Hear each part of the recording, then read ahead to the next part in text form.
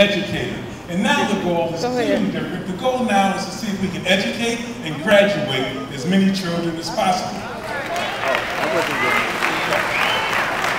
I hear Michael and George talk on the show, and Michael says that this is a crisis, that we are in an emergency, and that he is sounding the alarm. So everybody in the room now, you've heard the alarm, the bell is ringing. It's your opportunity to do something.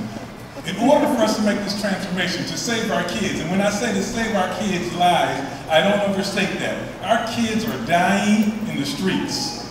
Michael, the sad part, the bad news is that we are the suspect and the victim. The good news is, not like cancer or some of the other things, there is a cure for what is killing our community. And that cure is in this room. The cure is for you to stand up today, sign up and say, I will do something for my community, I will do something for my kids, I will save a child's life. And it is really that simple. We are asking you to save the lives of the young men and women in our community.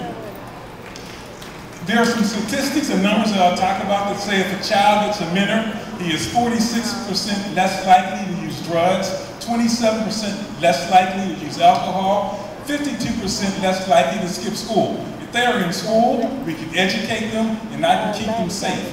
But we need your help to do that. We need you to involve yourself in the community. You are saying, maybe I'm not a teacher. That's not a problem. I don't have much time or much money. That's not a problem. I'm not a college graduate. That's not a problem. What we're asking you to do is involve yourself for the 4 hours that we talked about a month. We can all find 4 hours a month to save the lives of the children in our community. There are some numbers that say that if a child gets just five positive mentors in his life, he has a 95% chance of not going to prison. There are things that we can do immediately, taking advantage of the collective voice and wisdom that's in this room. You ask, what can I do? You can volunteer at your school. If you find a way to our buildings, I will find a way for our teachers, for our staff to use your energy. You don't have to be a college graduate. Again, that's not a problem. What we need are people that care, people that are willing to participate in our effort, people that, again, are willing to save the lives of our children. Thank you.